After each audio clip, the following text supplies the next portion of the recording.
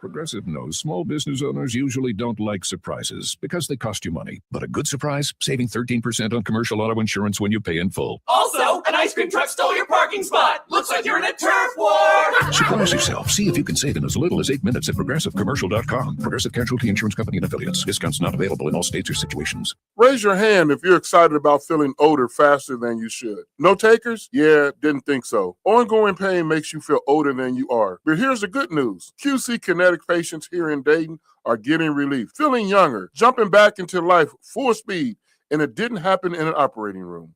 The QC Kinetic medical professionals use the latest regenerative treatments backed by real science, treatments that take the tiny, powerful healing tools inside your body, concentrate them right where you need relief. That's how Mike is training for a marathon instead of giving up running. Patrick's golf game is on fire again. Kathy walked around Disney with her grandkids. No pain. All real QC Kinetic patients. The sooner you start treatment, the sooner inflammation eases and the sooner joint damage slows down.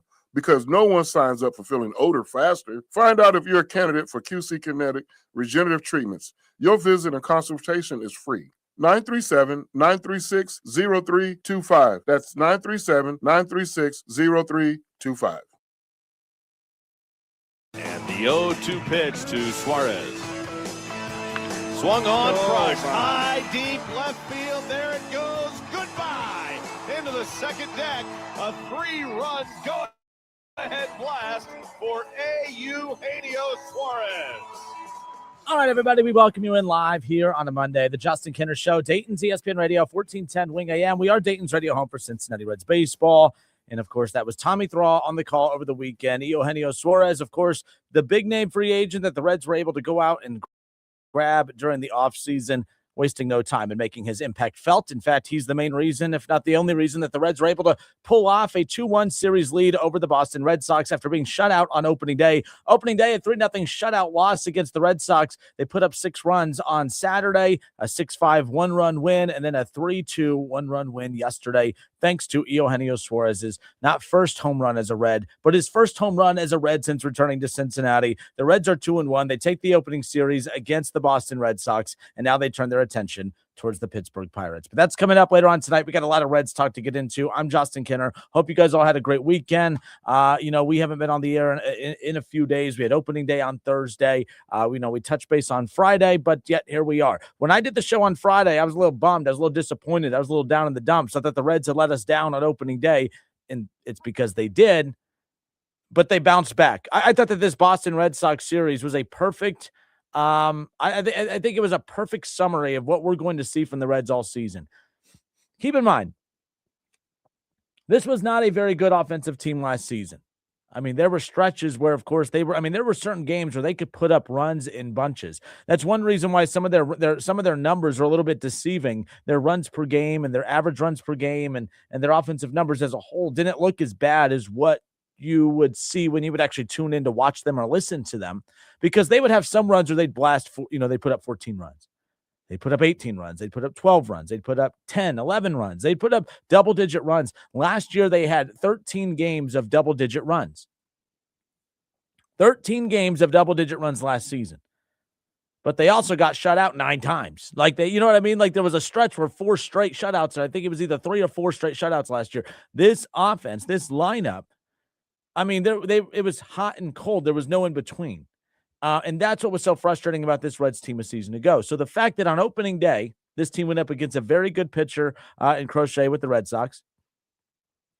The fact that they were able to put up, I mean, what was the hit total? I don't even remember what their hit total was throughout the game. I just know their run total, because that's the most important thing. Their run total for the game was 0. They only got 4 hits against Crochet and obviously the pitching staff for the Red Sox on opening day. But to their credit, they bounced back. They put up 6 and 3 over the last, outscoring them 9-7. But they did get outscored in the series, but still won.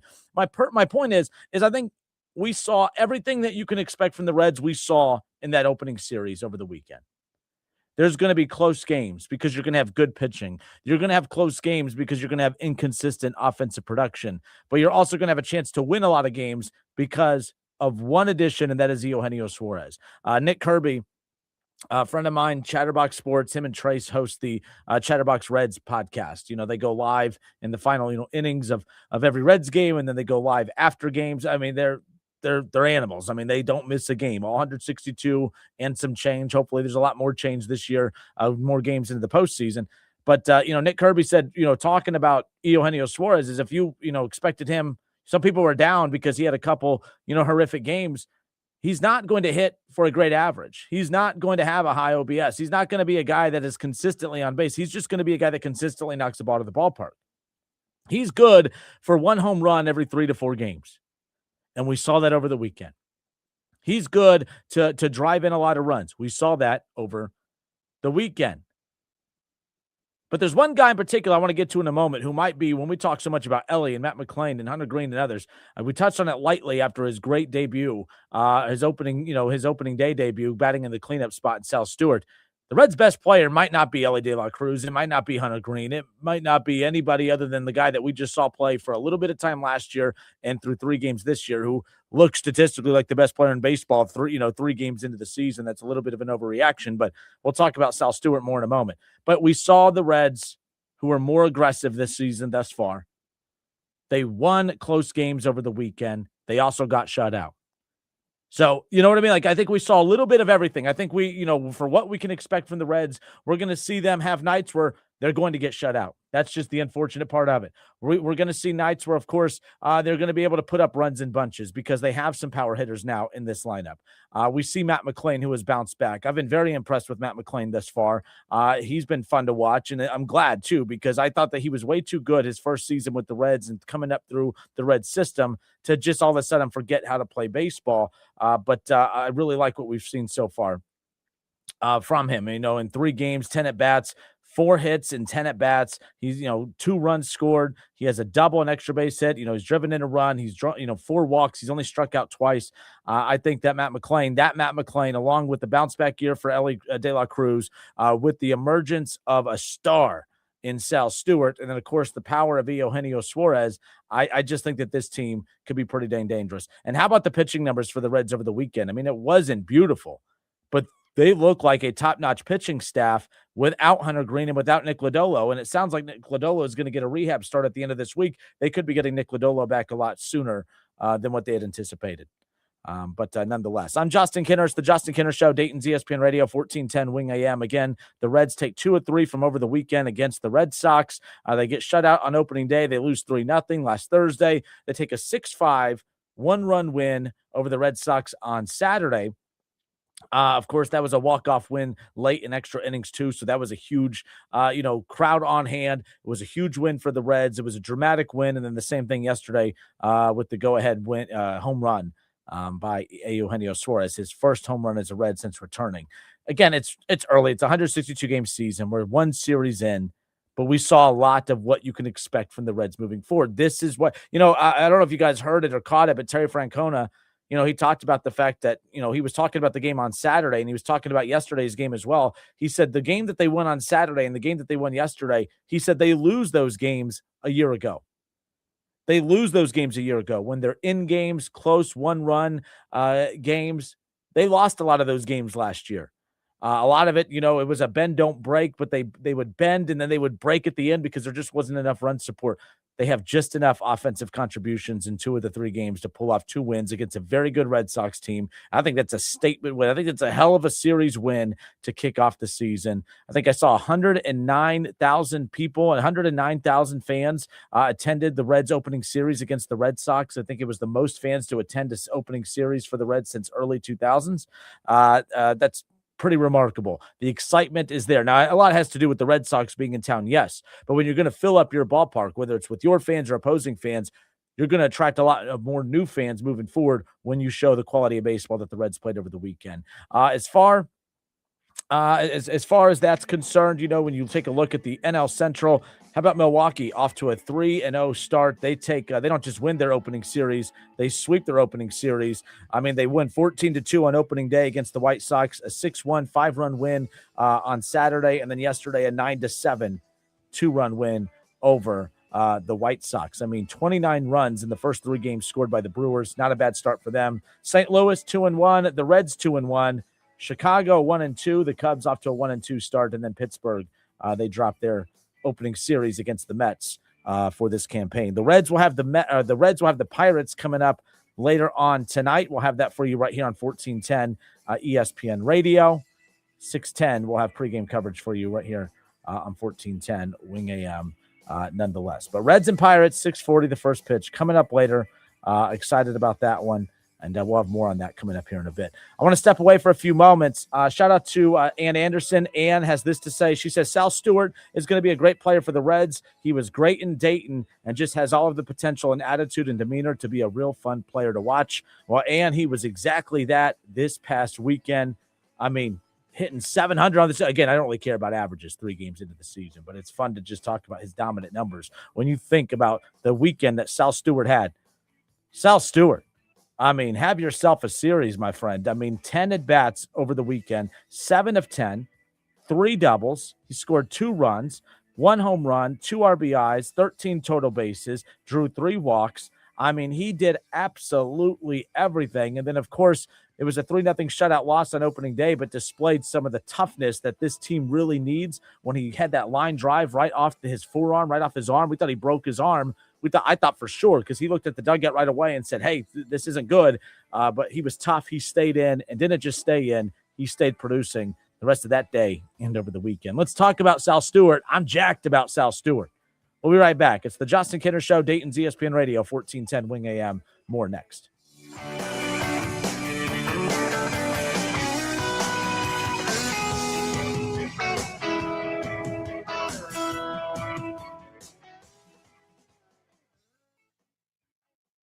Do you need legal help? We can help. Hi, this is Shannon Crabtree representing Mike Foley from the Montgomery County Clerk of Court's office. Our Mobile Help Center outreach team sets up at partner locations at designated times each month with informative self-help brochures that can assist you with some of life's most difficult legal and social issues. Check our website to see when we're in your neighborhood. That's courthouse2you.com. It's all part of Mike Foley's national award-winning Courthouse to You programming.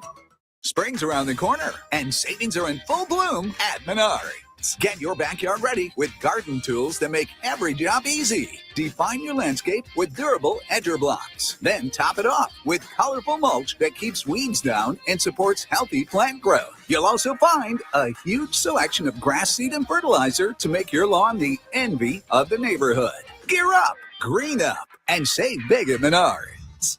Save big money at Menards. Oh, you're on the air. 1-888-SAY-ESPN. Hello? It's game day. Are your moderate to severe Crohn's disease or ulcerative colitis symptoms keeping you from the action?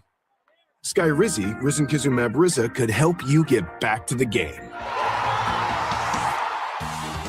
Skyrizi is proven to help people feel significant symptom relief, achieve remission, and visibly improve damage of the intestinal lining. Skyrizi is a prescription injection medicine for adults. Don't use if allergic to Skyrizi. Serious allergic reactions, increased infections, or lower ability to fight them may occur. Before treatment, get checked for infections and tuberculosis. Tell your doctor about any flu-like symptoms or vaccines. Liver problems leading to hospitalization may occur when treated for Crohn's or ulcerative colitis. Control is everything to me. Ask your doctor about Skyrizi, the #1 prescribed biologic in Crohn's and ulcerative colitis combined. Learn more at skyrizi.com or 1-866-SKYRIZI. Veterans and active duty service members, when your call to service ends, your mission doesn't have to. Go from GI to IT in just a few months at My Computer Career. Prepare for a high-demand career in cybersecurity, protecting people, systems, and institutions from real cyber threats. Cyber warriors are needed now. Will you answer the call? Go to mycomputercareer.edu/CWP to learn more. That's mycomputercareer.edu/CWP. An elite CompTIA certification partner. VA education benefits are available to those who qualify. Drivers who switch their home and auto with Progressive could save money and time. Other things try to do this, but they really don't. Like the touchscreen at fast food places. It's not like you save time because it takes you longer to use a touchscreen than, I don't know, someone who works there. And another thing, you'd think it would save money because they're not paying a cashier, right? But no, same price. Also, why is there an option to tip? Who am I tipping? Exactly.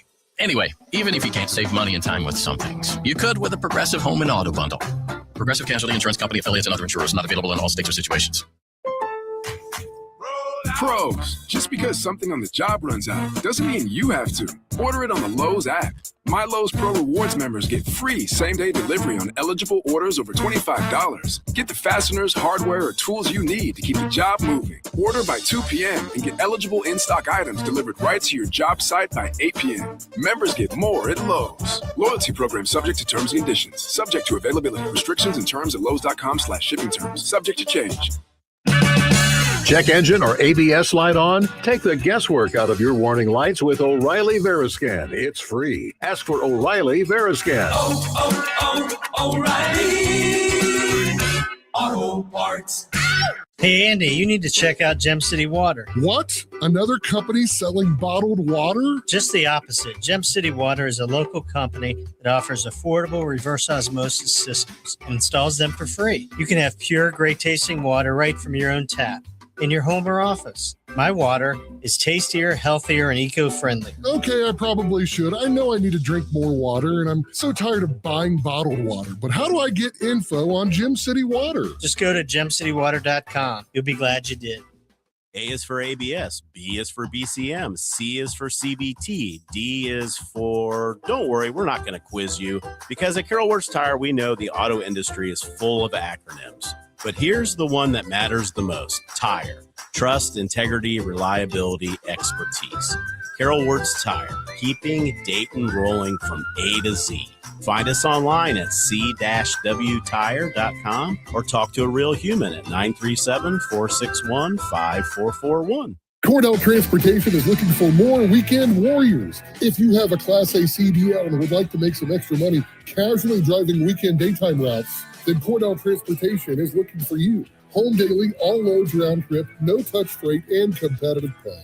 Full-time routes could become available if you're interested. Drive weekends at Cordell Transportation. Apply at CordellTransportation.com or call Ron at 937-277-7271. Cordell Transportation, driven to succeed.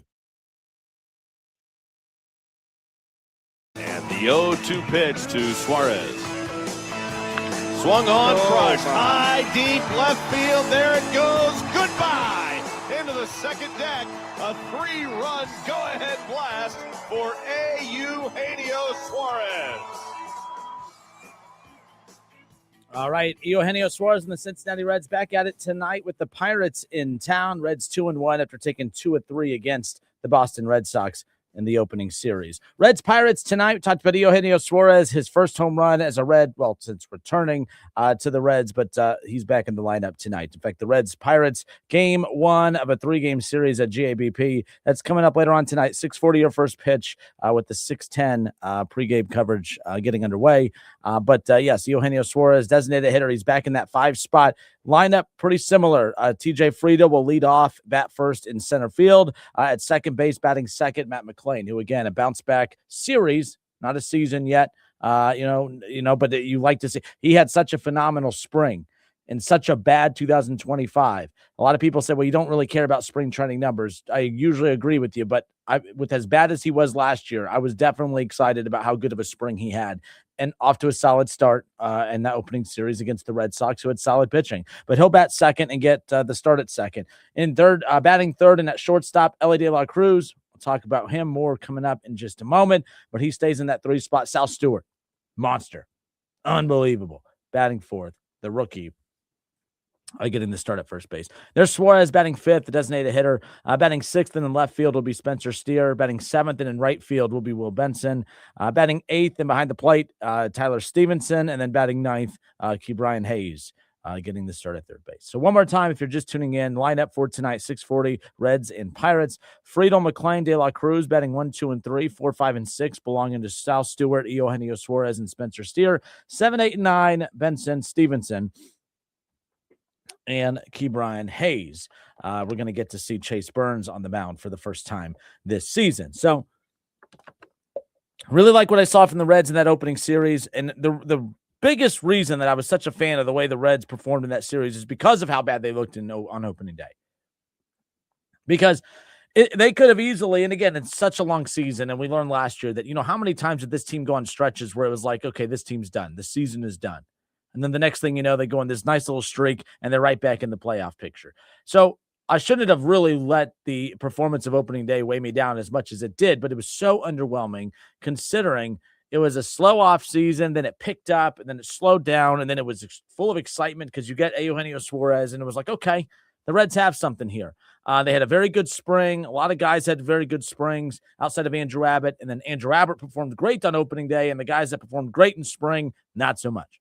But the way that they bounced back in games 2 and 3, winning games that, again, Terry Francona said it over the weekend or, in post-game, presses saying, hey, they lose those types of games a year ago.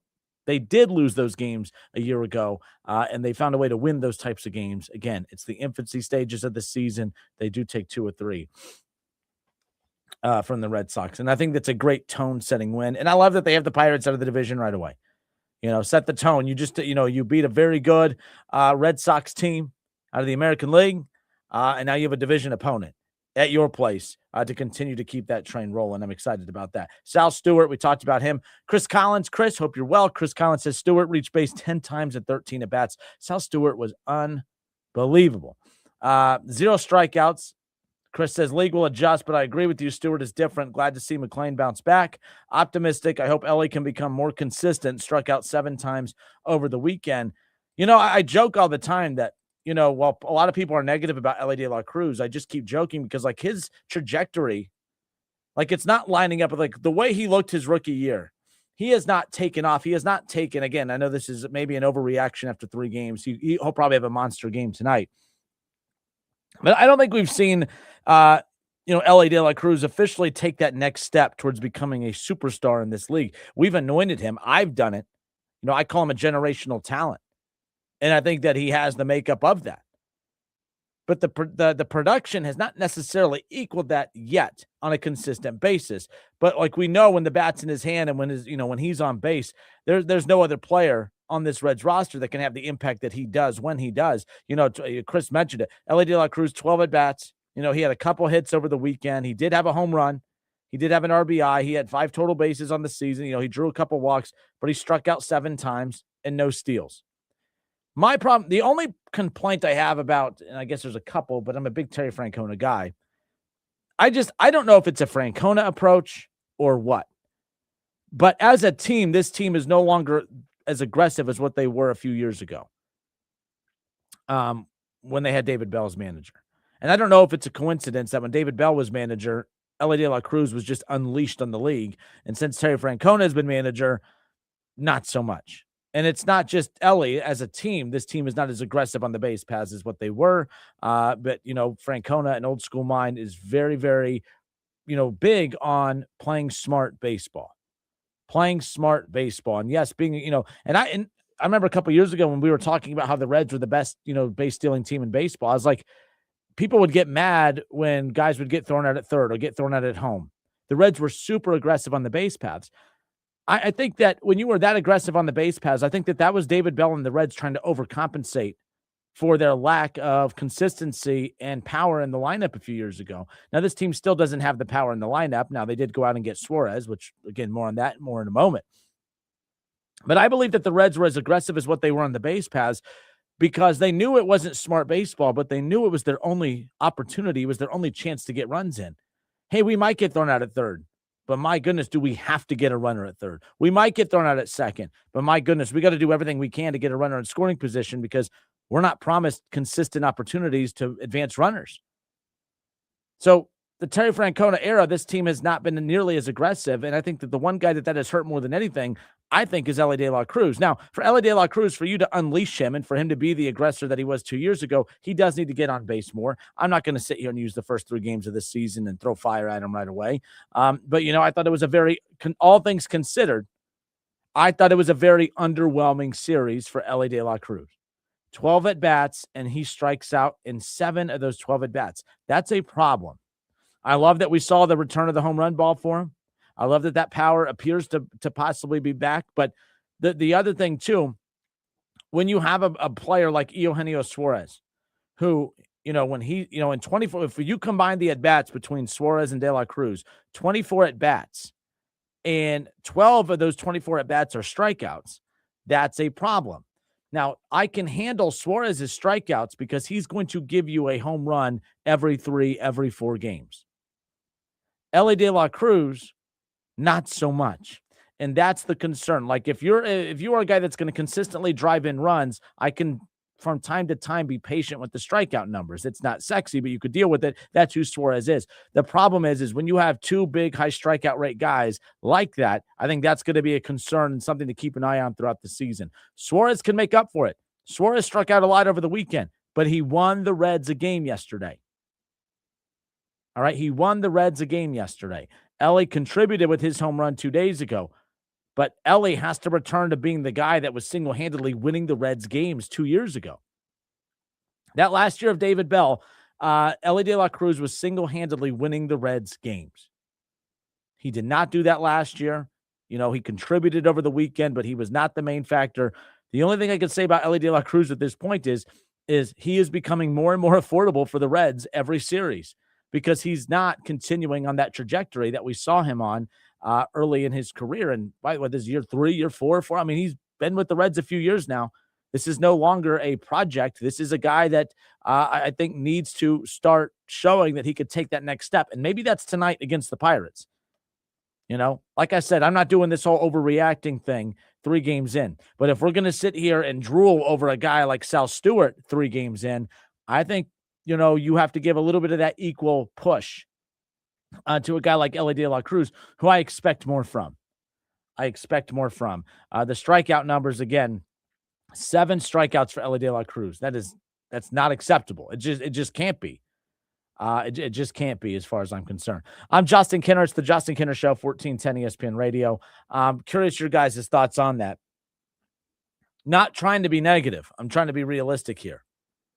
Because Suarez is going to strike out a lot, but he's going to produce. But if you're going to have, especially in that lineup, I mean, you look at the lineup tonight, as I talked about, Ellie De La Cruz will bat 3rd, Eugenio Suarez will bat 5th in the cleanup spot. Luckily, Stewart's there, who hopefully will continue, even as a rookie, to continue to be a consistent force. But the bottom line is, when 2 of those 3 batters are striking out at the rate of which they are, one finds other ways to overcompensate and produce, and the other one we keep looking at and waiting and waiting and waiting. We'll see what happens. Maybe Ellie has that huge game tonight, but 12 at-bats, 7 strikeouts, not a fan of that. That has to be cleaned up. That has to be fixed. Because I think right now you added Suarez with the anticipation of Ellie being Ellie, of Matt McClain bouncing back. All right, you hope Sal Stewart would be a star, and he has been. It's only 3 games, though. I thought TJ Friedel, he struck out 6 times over the weekend as well. I don't like that out of your leadoff hitter. When he strikes out 6 times and your 3-hole batter is striking out 7 times, that's 13 strikeouts in the top 30 of your order. Can't have that. Now, this is why I really like, of course, McClain. McClain was very good over the weekend. Again, only 2 strikeouts in 10 at-bats. Drew a lot of walks, 4 walks, 5 total bases, had 4 hits, had an extra base hit, scored a couple runs. And that's before Matt McClain really gets kind of rolling with the long ball. So we shall see. All right. You've heard my take on over the weekend. I'm curious your guys' thoughts. 937-518-1410. How we feel about the Reds 3 games in. How do we feel about the Reds 1 series in? We saw everything that we know about this team. We saw how well they could pitch. We knew they were going to be a very good pitching team. They were great. They got great outings from their starters. The bullpen came in and gave them very good innings over the weekend, and they were very good situationally, both pitching and hitting. I think that the Reds did a good job pitching with the lead. They started to, the Red Sox started to chip away at it yesterday, and you bring in Emilio Pagan, who comes in. And by the way, the Reds invested a lot of money into Emilio Pagan. I thought there was no chance in hell he was going to be a Red this year. And they signed him to a 2-year, $20 million deal. He's getting $10 million a year. That's a lot of money by Red standards, I should say. It's a lot of money by Red standards. So when he does come in and he's taking up a solid chunk of that payroll, he better come in those high leverage moments against teams like the Red Sox and close out those situations. And he did that yesterday.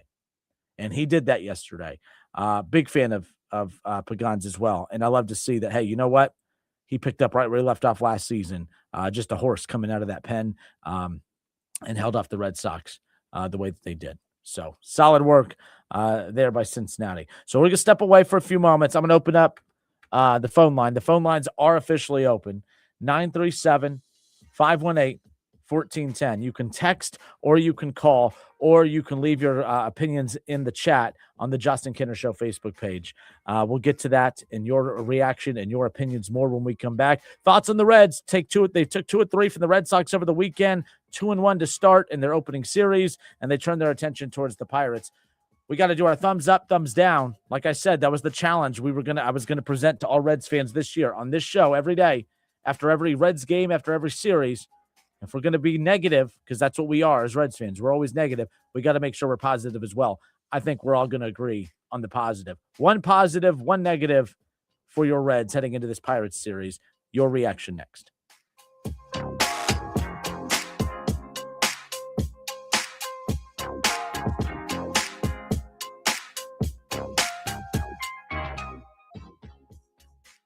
Oh, my house needs some help. It needs a new roof, new windows, and siding if I can afford it. I just don't know who to call. Your house is updated and looks so nice. Who does your work? Buckeye Home Services does all my work. Their prices are affordable and they do a great job. Call 586-6600 for a free estimate. Buckeye does roofing, siding, gutters, leaf guards, windows, doors, patio covers, even kitchens and baths. Sounds like they're the ones to call. What's that number again? Buckeye Home Services, 586-6600.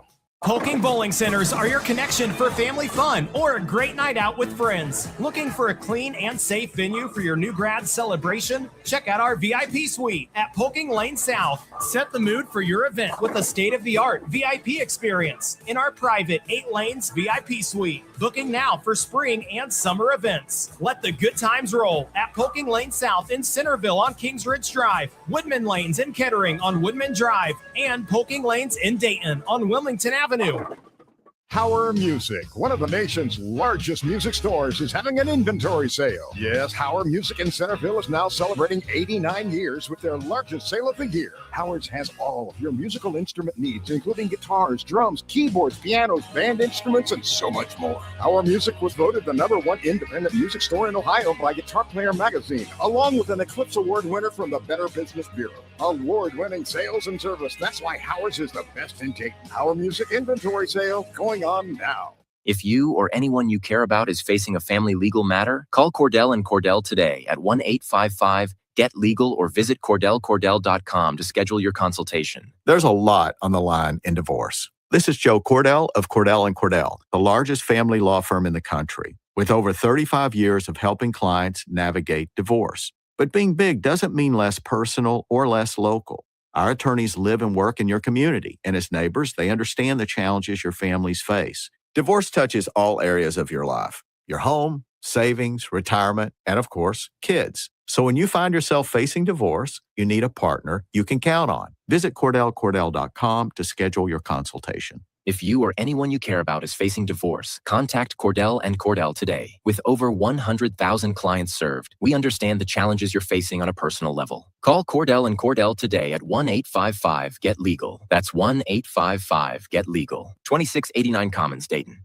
Upgrade to a new quality bath remodel in less time with minimal inconvenience and for less money with Bath Creations in as little as 2 days. We do it right. There are a lot of others boasting about bath remodels these days. Well, Bath Creations' expert craftsmanship and customer service speaks for itself. Plus, all first responders, veterans, and active military will save an additional $500 off your purchase. Visit our beautiful showroom at 8741 North Kimmel Road in Clayton or at mybathcreations.com and upgrade your new bath today. From the Montgomery County Clerk of Court's office, I'm Shannon Crabtree. Join us for Clerk Mike Foley's award-winning Connecting with the Community speaker series, connecting citizens to local leaders. Join us on Tuesday, April 21st, as the Honorable Judge Walter Rice teams up with Director of Community Development, Debbie Lieberman, to discuss the county's reentry programs for returning citizens. That's Connecting with the Community from 6 to 7 p.m. at the Employment Opportunity Center in the Westtown Shopping Center on West 3rd Street in Dayton. Another example of how Clerk Mike Foley is bringing the courthouse to you. Save big money on your next painting project at Menards. Pristine interior paint and primer in one is Dutch Boy's best hiding and most durable paint. It delivers a smooth, elegant finish while providing maximum scuff, stain, and mark resistance. Save big money on Dutch Boy paints and get your painting project started today. Plus, check out our weekly flyer on Menards.com for more great deals happening this week. Save big money at Menards. This is the story of the one. As a procurement manager for a hospital system, she keeps every facility in her network stocked and ready. That's why she counts on Grainger to be her single source for thousands of products, from disinfectants to lighting, air filters, and more. And with fast, dependable delivery, Grainger has every facility stocked, safe, and ready. Call 1-800-GRAINGER, click Grainger.com. Stop by. Grainger, for the ones who get it done. Thinking about starting weight loss treatment? GoodRx is here to help. We offer FDA-approved GLP-1 medications prescribed by licensed providers, including the Wegovy tablet, with straightforward pricing and pickup at your local pharmacy or delivery to your door. All from America's #1 prescription app. Go to goodrx.com/weight-loss to get started. GoodRx is not insurance. Cancel anytime. #1 prescription app ranked by a third-party study. Life can be hard, so Progressive makes bundling your home and auto easy. Hope that helps. Learn more at progressive.com or call 1-800-PROGRESSIVE. The ONN Daily Podcast. Get a recap of all the day's news from across the state. ONN affiliate WBNS TV in Columbus has more. Haley Kirby, reporting in downtown Toledo. From the State House, Kevin Landers. ONN Canton. ONN affiliate WKYC TV in Cleveland explains. In Marietta, Brett Wharf, ONN News. Emma Henderson in Genoa. The ONN Daily Podcast. Listen at ONNradio.com or wherever you download your favorite podcasts from the Ohio News Network. Now, back to the Justin Kinner Show, right here on ESPN Dayton, 1410 Wing AM. 937-518-1410. That's the number to call and jump into the conversation. I'm Justin Kinner, the host of the Justin Kinner Show. Happy to be with you. Happy Monday. All right. We'll talk some NFL coming up here in a bit. NFL owners meetings officially underway, and there's like rumor central just taken off. I might have fallen for Mary Kay Cabot's tweet over the weekend saying that Andrew Berry said that there's, that they are not looking to trade Myles Garrett. When you listen to the audio, he never says that they're not going to trade Myles Garrett. So we'll talk about that more coming up here around the corner. So, like I said, there's a lot of different ways you can interact with the show. You can text the show at 937-518-1410. When you do that, just provide your name and where you're from. That way I can give you, I can cite your text and be able to give you credit for it and interact with you that way. Or you can call that number, or you can go to the Justin Kinder Show Facebook page. Please like that show page. We go live on that page every day. Appreciate that. We're live on the ESPN Dayton's YouTube channel, the Justin Kinder Show YouTube channel. There's plenty of ways to interact with the show. So I appreciate that and those who do. So Ben from Xenia. So on Friday, I said, look, the Reds had a rough opening day, getting shut out 3-0 against the Red Sox. I said, it's going to be very easy to be negative about this team because I think I want to say, now I've only worked in this market my entire career. I mean, I started back in 2013 or 14. I mean, I've been here a minute.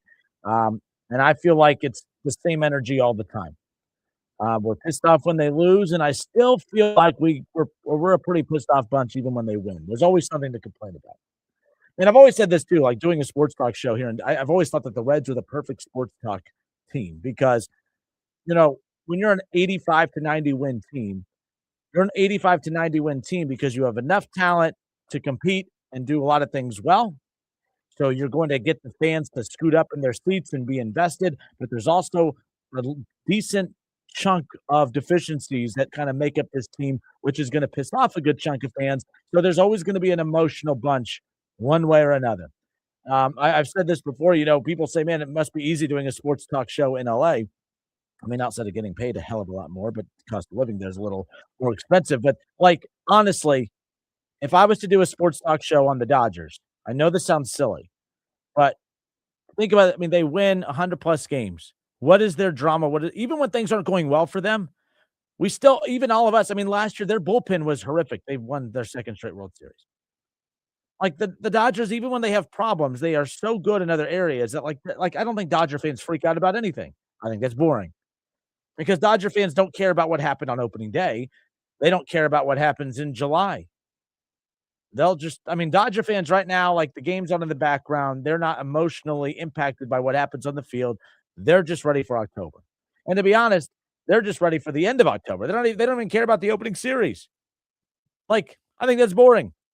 The Reds constantly generate a reaction. They constantly get a reaction because they're just good enough to get you to buy in, but damn it, they're just bad enough to make you want to find another team. But in the famous words of the owner of the Cincinnati Reds, now owner, and Phil Castellini, where are you going to go? You go to the Guardians, not a bad team at all, not a bad secondary option. I mean, that's the more successful team to begin with. But, that's a conversation for another day. But the point is, it's very easy to be negative with this team. So I challenged Reds fans on Friday that moving forward after every game and after every series, we got to give one positive and one negative.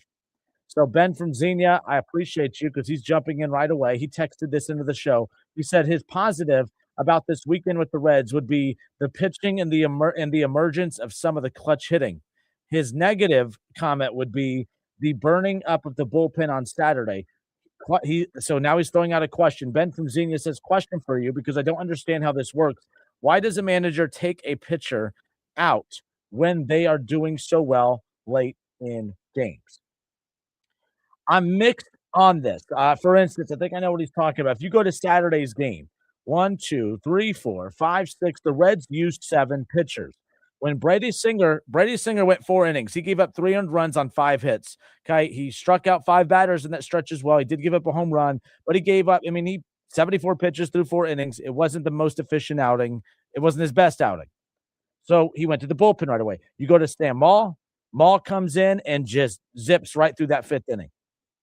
15 pitches, more than half of those pitches were strikes, doesn't give up a hit, doesn't give up a run. And then you take out Sam Maul and you go to Pierce Johnson. And he gives up 1 hit. He throws 7 pitches, 6 of those are strikes. And then you go to Graham Ashcraft. And it's like, couldn't you have given Sam Maul an extra inning? Right? Like, couldn't you have given Sam Maul? So I understand what he is doing here. This is like, if you guys remember, like, I know this sounds funny. Heading into this offseason, I was blown away at just how urgent it was. Like, when you talked about what the Reds were really focused on, the Reds were horrific offensively last year. But with their main focus on in the offseason, it wasn't addressing the run production and the offensive production. It was all about that bullpen. Terry Francona has always had success because of pitching. And you can't really have success with pitching, but that's the most important piece of the puzzle, is do you have enough pitching? And the Reds bullpen last year, if you guys remember, I liked the Reds bullpen last year. I liked the fact that you had Nick Martinez that could be a starter or play a pivotal role in the pen. I liked how versatile he was. I loved the emergence of Graham Ashcraft, who I thought the Reds were officially going to move on from 2 years ago. And they brought him back and said, let's see if we can find a role for him in the bullpen, because that was always Graham Ashcraft's problem, is he would come out and give you 1, 2, 3 legitimate innings, and then the wheels would fall off by the 4th inning. You can't have a guy that can only give you 3 or 4 innings in your rotation consistently over a couple of years span. So they tried to give him a bullpen role, and he has killed it in that bullpen role. Emilio Pagan, who was just okay and solid in recent years, he was phenomenal a year ago. The Reds had very good bullpen arms. They didn't have very many good bullpen arms. So to Ben, and I'm not saying you're wrong, what I think is this is just the philosophy of Terry Francona. Last year, Graham Ashcraft would come in. Like, for instance, if you saw over the weekend, Brady Singer went 4 innings on Saturday. Graham Ashcraft would come in and give you the 5th and the 6th inning. And then guess what? 2 nights later, now you need the 6th, 7th, and some of the 8th inning from Graham Ashcraft. And now those innings are piling up. And the Reds are really good bullpen-wise to start the season. Then as the season went on, their arms started falling off because they had good bullpen arms, and they relied heavily on those bullpen arms. They just didn't have the depth in the bullpen.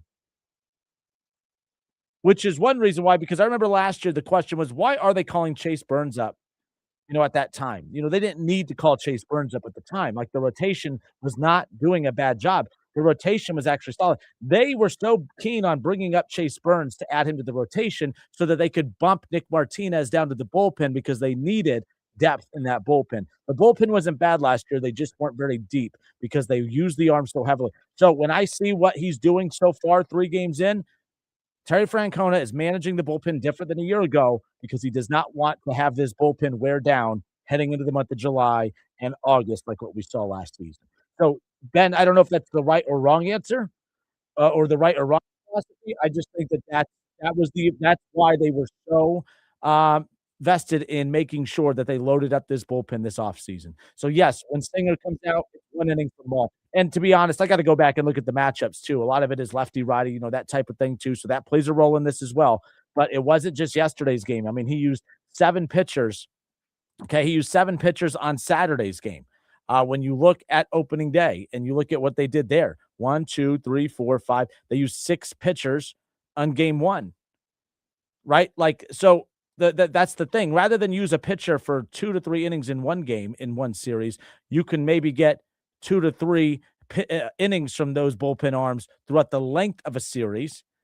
And then I got to go check because I had the game on the radio yesterday. I didn't really get to watch it, but I'm trying to see how many pitchers he used yesterday. 1, 2, 3, 4, 5.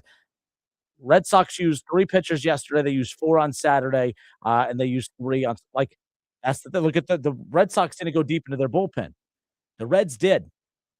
The least amount of pitchers the Reds used in the game over the weekend was 5. So, Ben, you are not wrong. I understand the question. I don't know if it was the right or wrong decision from Francona. They obviously won the series. They took 2 or 3 from the Red Sox. I just think it's Francona's not managing the game. He's not managing the series. Francona was managing the season when he was constantly pitcher, pitcher, pitcher, just making change after change after change.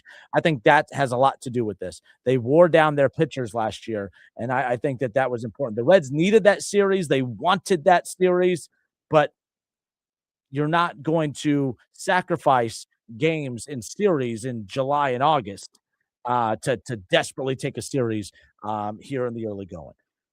Let me know if you agree or disagree. 518-1410. That's the number to call and jump in on the conversation. I'm sorry. I do see calls coming in now. I can't take them at this second. I got to wait until we take a break.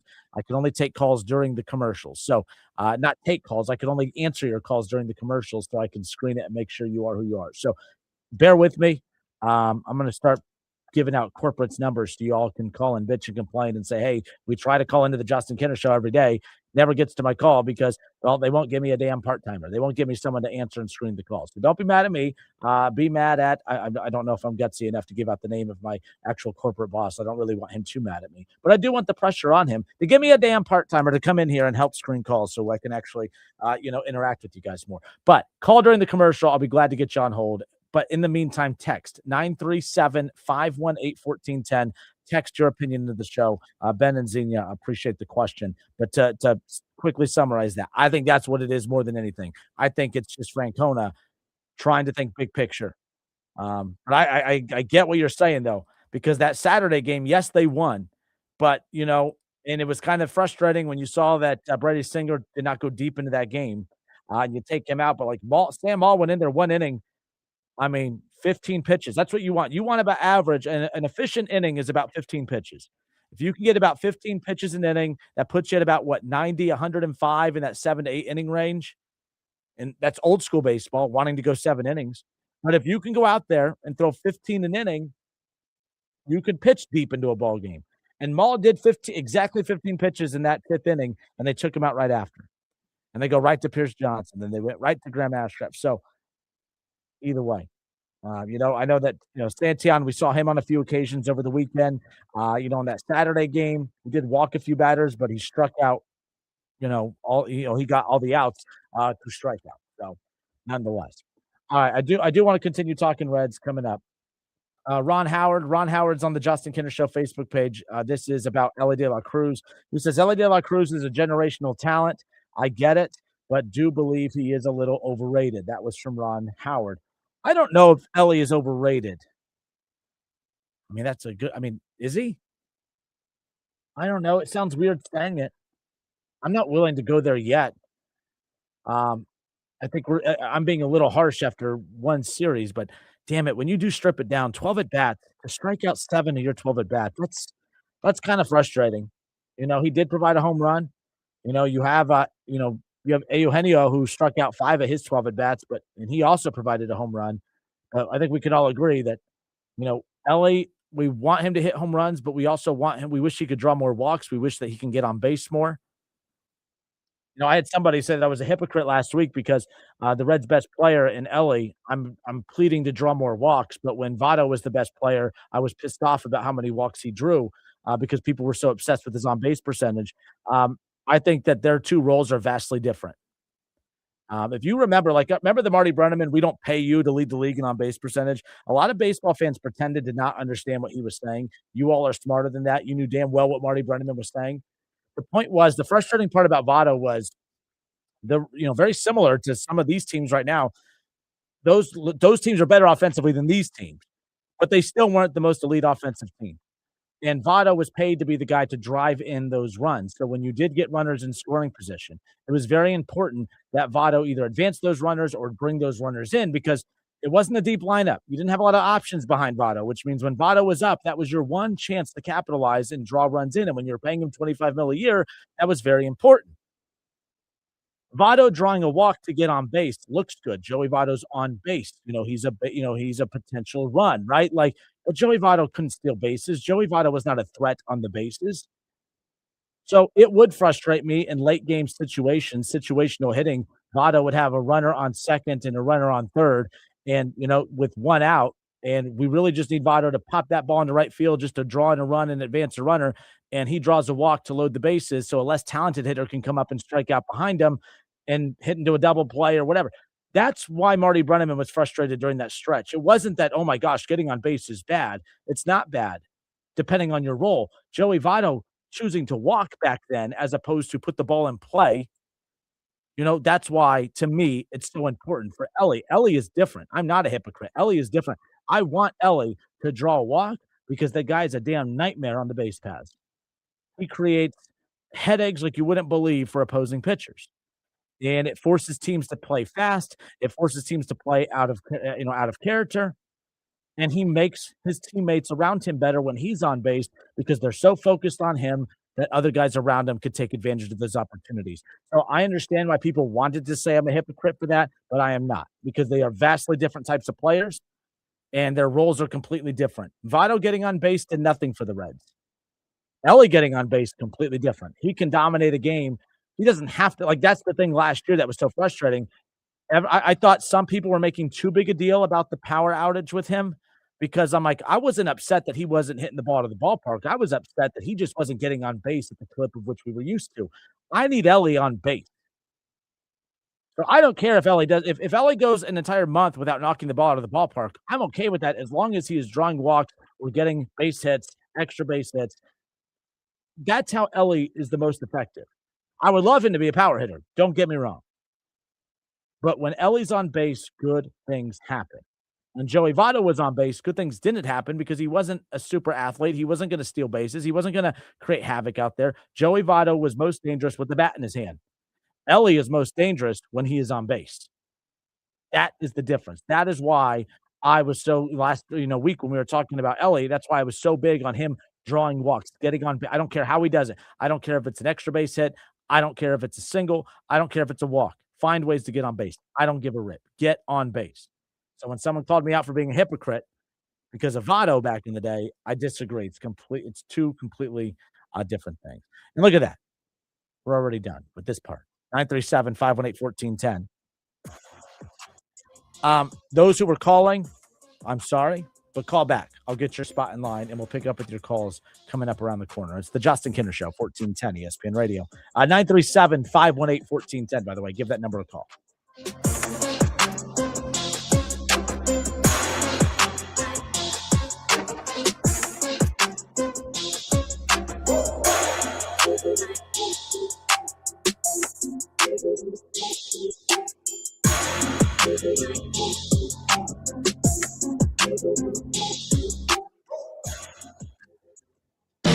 Workdays can be unpredictable, but your workwear shouldn't be.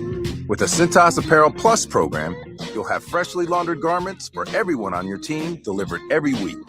Cintas has workwear for just about any job imaginable, with high-performance fabrics and an uncompromising fit that stretches and moves with you. Don't leave looking and feeling good to chance. Visit Cintas.com. Oh, I'm ready! And get ready for the workday. Smalls here. What if you could enjoy the flavor of a cocktail without the alcohol? Meet RK Zero Proof, a pioneer in the alcohol-free spirits category that delivers bold taste and a warming sensation, but with zero alcohol, zero sugar, zero carbs, and zero calories. So you can celebrate with friends, unwind after a long day, and wake up tomorrow feeling great. It's all the ritual of a drink without the regret. Discover RK at rkbeverages.com. That's ARKAY beverages.com. RK, the spirit without the alcohol. And now a list of things from Progressive Insurance. Home, auto, boat, motorcycle, RV, ATV. Progressive protects them all. Learn more about bundling at progressive.com or call 1-800-PROGRESSIVE. If you need new roofing, siding or gutters, skylights or patio enclosures, if you're a homeowner or business and need someone you can trust, don't take a chance. Enhance with Lance. Lance Roofing and Siding has been satisfying customers since 1993 and hold an A+ rating with the Better Business Bureau. See Lance Roofing and Siding at their new location at 6903 Dayton Springfield Road in Enon. Call for a free estimate at 864-2722. That's 864-2722. Online at lanceroofing.com. Dayton's radio home for Buckeyes football. 1410 WING. Dayton's ESPN Radio.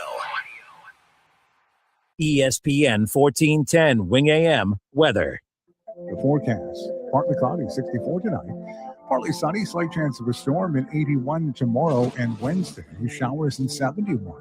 I'm Rick Schrepp for 1410 ESPN Radio. Raise your hand if you're excited about feeling older faster than you should. No takers? Yeah, didn't think so. Ongoing pain makes you feel older than you are. But here's the good news. QC Kinetic patients here in Dayton are getting relief. Younger, jumping back into life full speed, and it didn't happen in an operating room. The QC Kinetic medical professionals use the latest regenerative treatments backed by real science. Treatments that take the tiny, powerful healing tools inside your body, concentrate them right where you need relief. That's how Mike is training for a marathon instead of giving up running. Patrick's golf game is on fire again. Kathy walked around Disney with her grandkids. No pain. All real QC Kinetic patients. The sooner you start treatment, the sooner inflammation eases and the sooner joint damage slows down. Because no one signs up for feeling older faster. Find out if you're a candidate for QC Kinetic regenerative treatments. Your visit and consultation is free. 937-936-0325. That's 937-936-0325. Harry Douglas here. Let me ask you something. What if you can enjoy the taste of a cocktail, the warmth of a spirit, and still stay fully in control? That's RK Zero Proof, a pioneer in the alcohol-free spirits category. RK delivers bold flavor and a real warming sensation with zero alcohol, zero sugar, zero carbs, and zero calories. Perfect for nights out, social gatherings, or anytime you want the experience of a drink without sacrificing tomorrow. Check it out at rkbeverages.com. That's ARKAY beverages.com. RK, all the flavor, none of the alcohol. Here it comes. Surprise! The people above your catering business are doing major construction, and the drilling is only during business hours. So loud. Progressive knows small business owners usually don't like surprises because they cost you money. But a good surprise that could save you money? Getting personalized discounts on a commercial auto quote with Progressive. Also, that isn't powdered sugar on the floor. It's plaster from your ceiling. Surprise yourself. See if you can save in as little as 8 minutes at progressivecommercial.com. Progressive Casualty Insurance Company and Affiliates. Discounts not available in all states or situations. 2 words. Prostate exam. Did your butt just clench? Relax. Screening starts with a simple, finger-free blood test. Around 1 in 8 men in the United States will be diagnosed with prostate cancer in their lifetime. But don't clench. Prostate cancer can have over a 99% 5-year relative survival rate when caught at a localized or regional stage. If you're 40 or older and have a prostate, visit relaxitsabloodtest.com to see if a PSA blood test is right for you. Talk to your doctor about screening and next steps. Sponsored by Novartis. Now, back to the Justin Kinner Show, right here on ESPN Dayton, 1410 Wing AM. All right, everybody, we are back. It's the Justin Kinner Show, Dayton's ESPN Radio, 1410 Wing AM. I appreciate you guys listening and hanging out. Hour number 2 up and rolling here on a Monday. Cat Williams is going to be live at the Nutter Center coming up this Friday.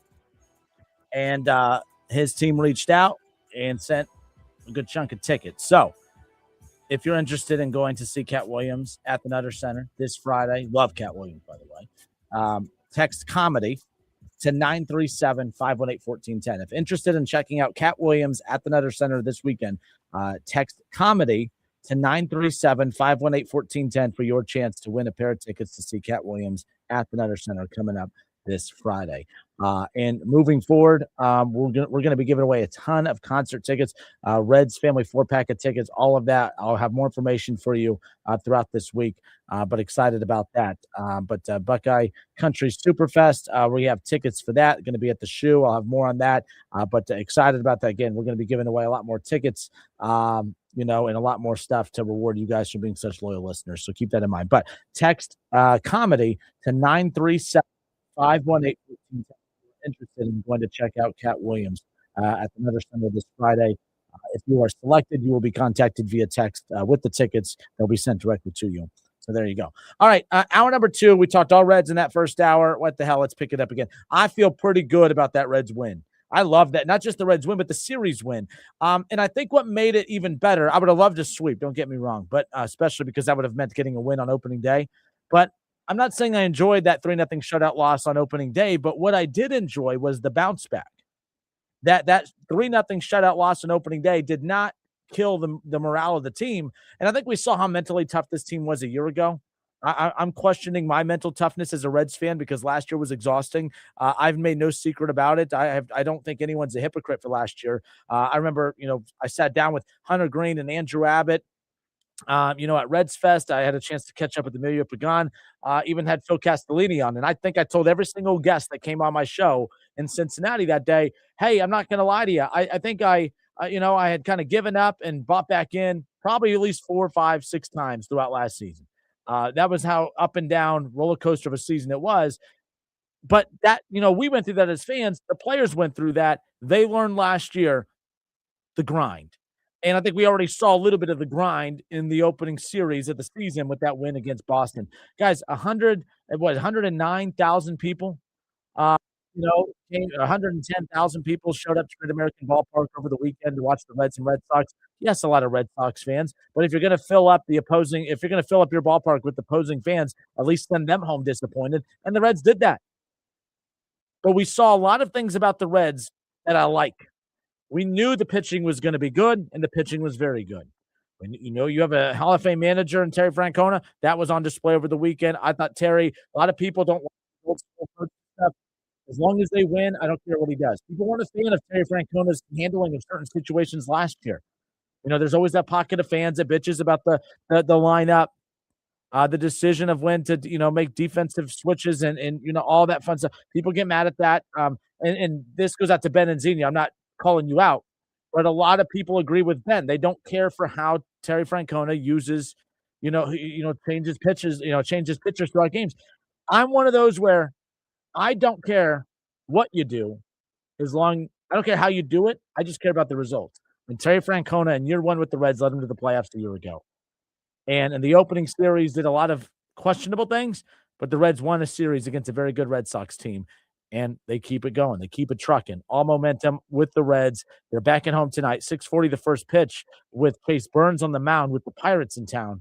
And after taking 2 or 3 from an American League team and the Red Sox, now you have a divisional opponent in town. I'm a big fan of what we saw from the Reds over the weekend, Sal Stewart especially. But enough about me. Let's go to the phone lines. 937-518-1410. You could text or call your thoughts on the Reds opening weekend. They get the opening series win against the Red Sox to help set the tone. Let's go to Troy. We got Jeff and Troy waiting on us. Jeff, I appreciate you holding, man. You're live. Hey, thanks so much for taking my call, Justin. I, too, am excited about what happened this weekend. But one thing became apparent to me just in that opening game. If you, Justin, you're a smart guy. You got 2 cars that you can drive to work. One gets you there some of the time. The other one gets you there every time. And then when you get to work, you've got 2 computers, one that works most of the time and one that works every single time. Which computer are you going to use? You're going to use the one that works every single time. And when we're going to our robot umpires to get the call correct, on its face, that says you behind the plate suck and you need to go away forever. And we need robot umpires to call every single strike. Now, at a minimum, I'm willing to settle for, whatever it takes so teams don't run out of challenges. 20 a game, 30 a game, I don't care. It takes 4 seconds to get it right. Umpires don't need to step out beside the plate and take their helmet off and make a big show of it. They just tap their head, make the call, and let's go.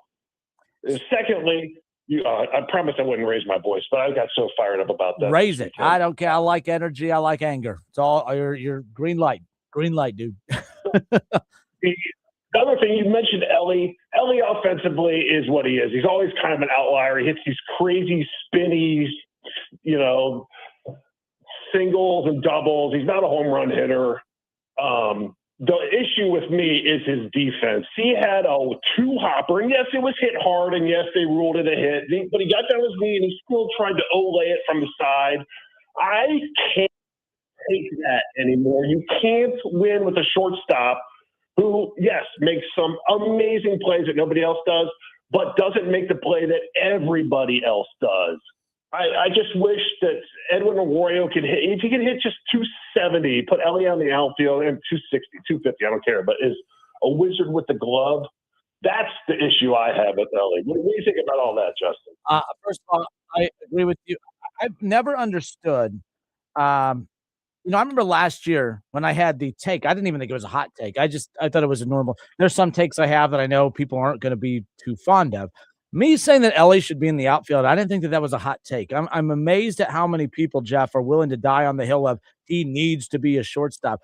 I mean, I don't know. The results aren't there. How long does he need to learn that position? And if that's not a natural position, why is it so or if it's a natural position for him, why is it so damn hard for him? I'm not mad at the guy. I think at a certain point that does become a Francona issue. That becomes an organization issue. I think at some point they do need to consider that. But it's 3 games into this season, but we've already started to see, some of the mistakes at short and the high strikeout numbers. So we're already seeing some of those issues aren't going away. Now let's get through this series and maybe the month and go from there. But I'm with you. I'm not a big fan of Elliott shortstop. And I do think when he makes mistakes like that at short, compounded by the high strikeout number, I think mentally it just takes him out. Put him somewhere where he can make plays and begin building confidence. And that might have a trickle effect into his approach at bat as well.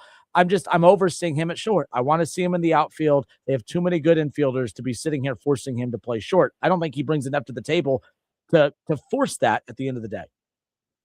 He looks like a praying mantis out there at shortstop. I think he's too tall. I think he's too tall. As silly as that said, that I'm 5'5". Who the hell am I to tell someone that they're too tall? But he has to drop down further to get to a ball than what a smaller shortstop, more athletic, nimble shortstop would be. I just don't understand it. I don't get it.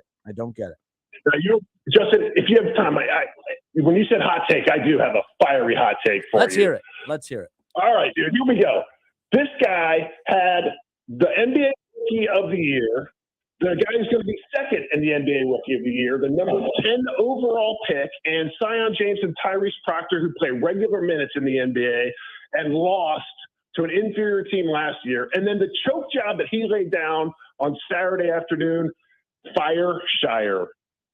You are going all in. The NCAA tournament's interesting, man, because it's the one tournament, it's the one sport where I don't think you have to win a championship to have a successful, to be, I don't think you have to win a national championship of college basketball to be a very good coach or to be a very good program, because so many things have to go right. You play so many games. You have to win so many games. Like in the college football playoff, if you don't win a national championship, you're not really deemed to be a good coach or whatever. Shire, he recruits well. He wins a ton of games. I'm not out on Shire. I look at that yesterday. Not a fan of everyone putting that all on him. Sometimes players have to be smart enough and the awareness on the floor to not make that play, to not try to be a hero and leap like that. I was more upset with the player than I was the coach, but it's Duke, and I get it. There's a lot of natural animosity built towards them. I'm not going to die on a hill of defending them, but I definitely understand where you're coming from. Well, as somebody who had a financial incentive in the team last year, with Tom Knipple and Cooper Flagg and the other talent that I mentioned, that was, and I'm a little tongue in cheek here. Obviously, they're not going to fire him, and he shouldn't be fired. But that was inexcusable. It makes it worse because of how they lost last year. They lost in a choke job fashion last year, and then to do that, what they did yesterday. I get it. It was something to watch. I mean, I was just on the floor. I couldn't believe what I was seeing. Especially, waited till UConn became a 16.5-point underdog and jumped on that. So you did the end game. You jumped on the end game. Love the end game. Yep. Very successful tournament. Hey, thanks for your time, Justin. Great show. Take care. Appreciate you. Thank you for the call. 937-518. That was, again, I appreciate him giving us a call. That was Jeff and Troy. Wherever you're listening, 937-518-1410. You could text your takes into the show as well, or you can give us a call. Okay. I'm glad he brought that up. I didn't have time to get to it in the hour and 15 minutes into the show, but he did bring up automatic ball strike system. Baseball, I don't know. I tell you what, let's step away. I want to pick up with this when we come back, and I don't want to rush this topic because I think everyone has a strong take on this based on what we saw on social media. I feel like everyone feels very passionately about the ABS automatic ball strike system. I thought, all right, the biggest positive takeaway from over the weekend, it wasn't just a Reds thing, it was baseball as a whole. I think the ABS system is a home run, no pun intended.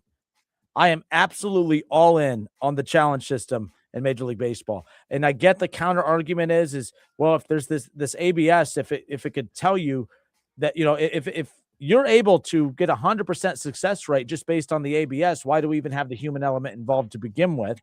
I think that's kind of boring. I think Rob Manfred and baseball met everybody halfway. Hey, we're going to keep the human element involved with these umpires, but we're also going to have an opportunity to increase the chances of getting it right. And it's created in-game drama. I mean, the reaction from the fans over the weekend when Suarez did the double tap back-to-back pitches, won it, and then the Reds go on to win that game. I mean, that was a massive win for the Reds. It was a massive win for Major League Baseball. I'm a big fan of the ABS system. Let's talk about that when we come back. 937-518-1410. If you want to get your spot in line, call now. What thumbs up, thumbs down? I saw a lot of mixed reaction on the ESPN Dayton Facebook page yesterday. Some like me loved it. Others, not so much. Where do you fall in the equation? We'll pick up with this when we come back.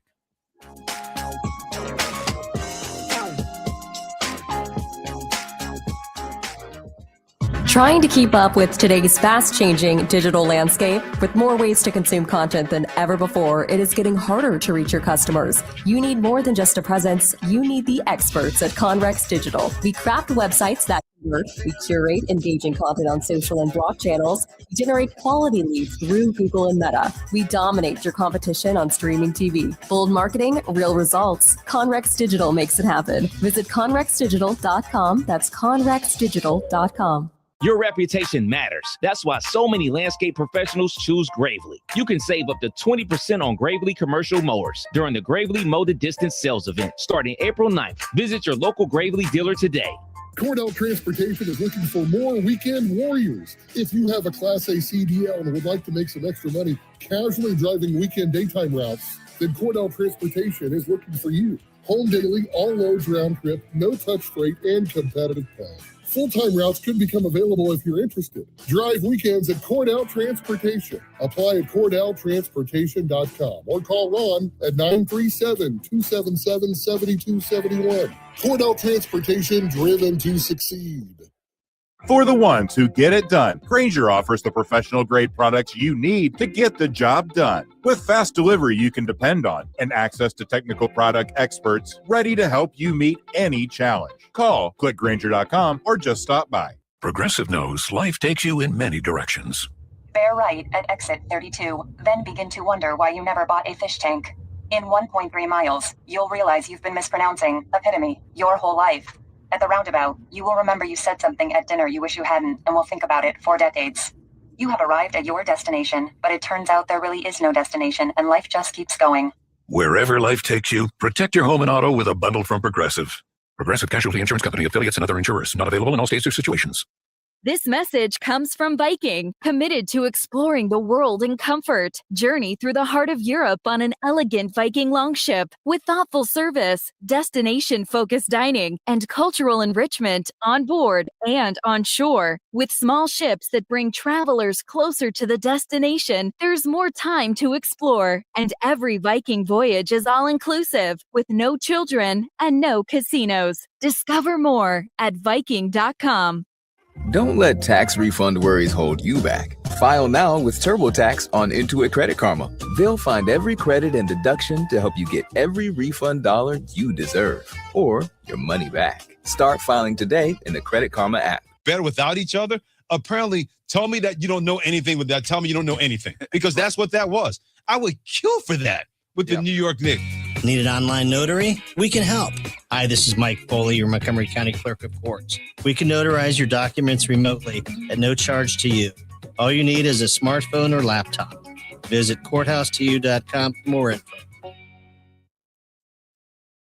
Now, back to the Justin Kinner Show, right here on ESPN Dayton, 1410 Wing AM. Cat Williams will be at the Nutter Center this Friday for a chance to win tickets to see Cat Williams this Friday night.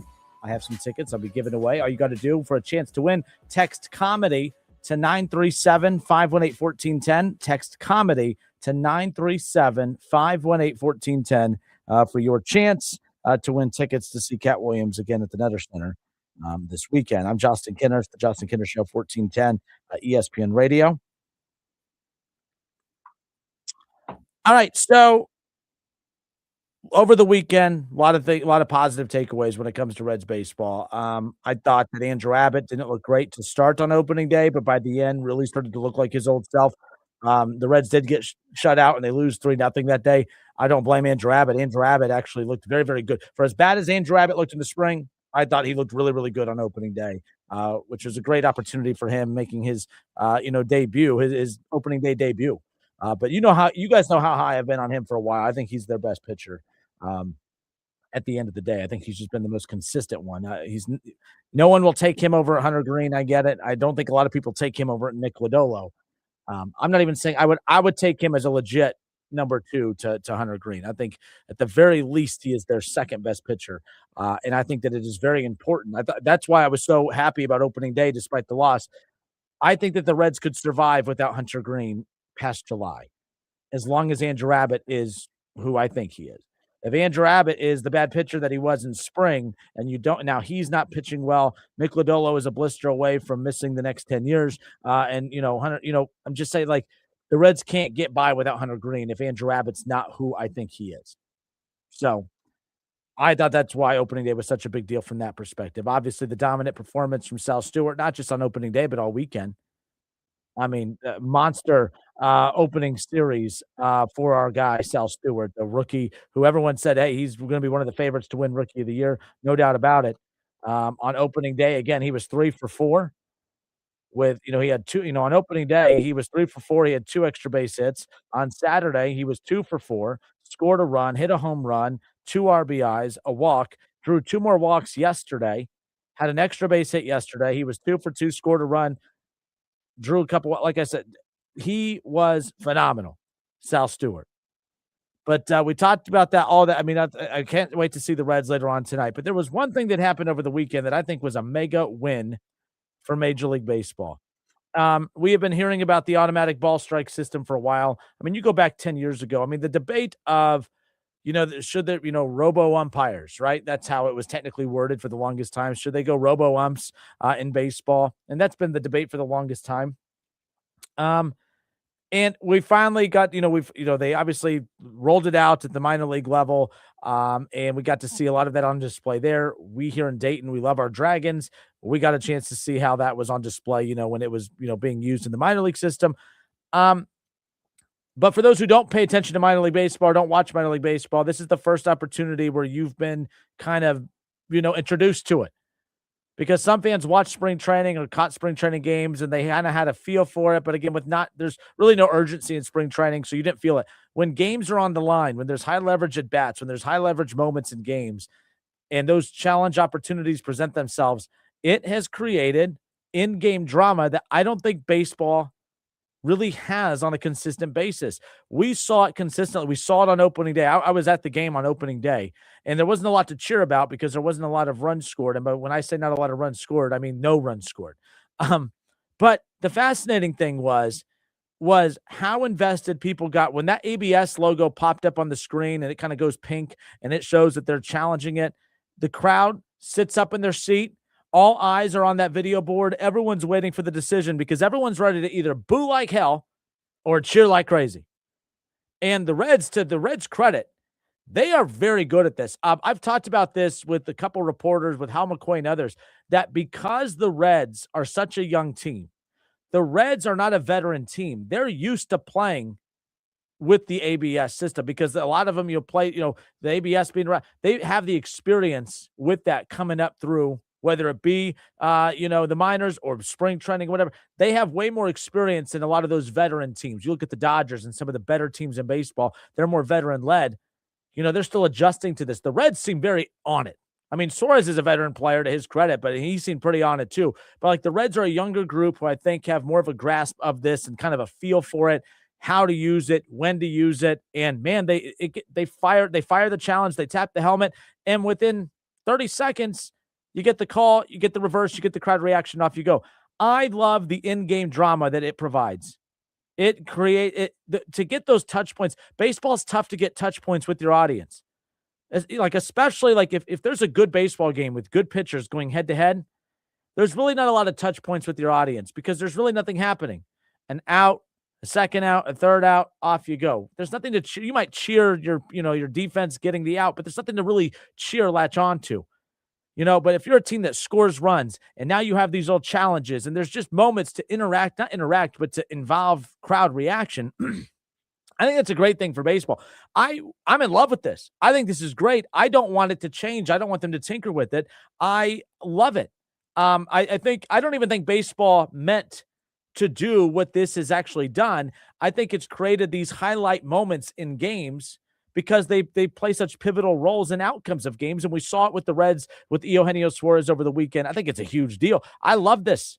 I think it was a caller, Jeff from Troy earlier, who, if you have an opportunity with this ABS system, why not just be 100% ABS and just have someone that's lined up behind home plate and there's just something that's messaged into the umpire to say, that's a strike, that's a ball, strike, ball, strike, ball, ball, strike, whatever, and get it 100% correct. Well, I'm here to tell you, what's the fun in that? If you go 100% ABS and you have a chance to get every call right, I understand why that should be the case. I understand why that would be good for baseball. But I actually think this is better for baseball because you still get the human element involved. It adds drama, in-game drama. It adds, intense moments throughout, memorable moments throughout the game. Remember, it is a game. This is entertainment. And this kind of checks off some of those boxes. I think it's a win-win for baseball. I don't think they made these changes anticipating the in-game drama that it provided, but it was one series, but there were a handful of opportunities over the weekend that I thought fans got a great feel for this, and I'm excited about it. When I was listening on the radio, I sat up in my seat. I turned it up, and I was telling everybody, hey, keep it down. I want to hear what happens here. And you could hear the roar of the crowd. And it was the same thing at the game, same thing watching it on TV. I think this is a win for baseball. Sure, you could, there were some people that are saying, I need to see more of it. I completely get it. Maybe I'm leaning into being excited about it because the Reds won the majority of these challenges. How would I feel if they lost them? It's hard to be mad at lost challenges outside of being mad at your team for challenging something that was wrong. But you can't even be mad at the reversal. Even when there's replay in football, you still find yourself saying, wait a minute, what the hell did they see? In basketball, if it's how did they call a foul there? How did they say that wasn't a foul? How did they say that was a foul? Sure, you reviewed it, but it's still just a slowed down opportunity for the official to still make a biased opinion one way or another. There's nothing biased about a robotic, outcome. It's strike, ball. That's simple, right? I get why people want it all the time. What's the fun in that? What's the fun in that? I think it's perfect the way it is. 937-518-1410. Your thoughts, your takeaways on the ABS rollout over the weekend. Were you a fan of it? I was. I thought it was phenomenal. What say you? Let's go to Beaver Creek. We got Adam in Beaver Creek. Adam, thanks for holding. You're on live. Hey, thanks, Justin. Appreciate it. No, I'm going to have to agree with most of what you said there. As a kid growing up and with baseball and watching it, not having to do with ABS, but the blown perfect game against the now Guardians and the Detroit Tigers there with Andres Galarraga. Like, baseball had to get to this point at some point of using some kind of technology. You hit on the other two major sports, the NFL and the NBA. It adds to the overall experience. Baseball has needed that to keep not just their television audience, but the people that attend the game, just that overall interaction that they need there. And so, no, I think everything you said, I totally agree with. And I think this is one step forward for keeping new baseball fans interested in the game, something to look forward to as they see real-time baseball action going on. Appreciate it as always, Justin. Thanks. Take care, man. Appreciate the call. 937-518-1410. Yeah, because in all seriousness, I think Rob Manfred in baseball could have just gone full ABS. Not even implemented the ABS challenge system. It's just, hey, it's an automatic, ball strike system. Wait for the results of what ABS, displays, and off you go. They could have gone that route. I love what Rob Manfred did. It's he's not trying to totally make baseball unrecognizable, but I think when there's opportunities to make impactful changes that make sense, he has had the guts to do it. Baseball has always been oh no, just leave the game alone. And I used to be that guy. But then I started noticing when baseball was becoming less and less popular, the product wasn't very good. There was really nothing going on. I mean, if there wasn't a cheating scandal happening in baseball, no one really gave a damn. So for a product that was bad, the ratings were declining, no one cared about the playoffs of the World Series, why are we dying on the hill of leave the game alone? No, I think that the game that was dying from a popularity standpoint, I think that the game that was dying from an attendance standpoint, that the game that was dying from a rating standpoint, I think it would be malpractice for Rob Manfred to leave the game alone. And I absolutely love the fact that he had the guts to take a sport that everyone says leave the game alone while it was drowning and say, oh, no. We're going to add a pitch clock. Pace of play is going to be a point of emphasis. All right. We are going to change up how we do scheduling. We're going to make sure that every superstar in baseball plays in front of every fan base in baseball.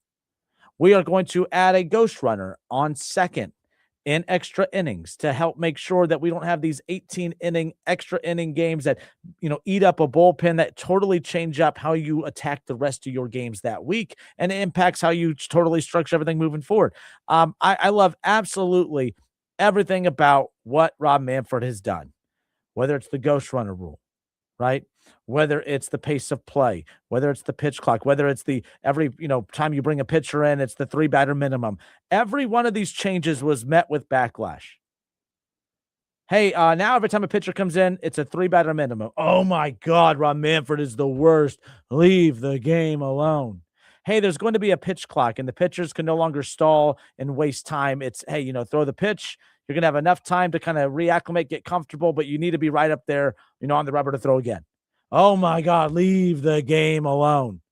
Hey, we know we have, when you look at the schedules for teams, the fact that the Yankees only come to Great American Ballpark every, 4 or 5 years, and the Reds only go to Yankee Stadium every 4 or 5 years. And the stars on the Yankees roster never step foot at GABP. In fact, they never even play in front of Reds fans.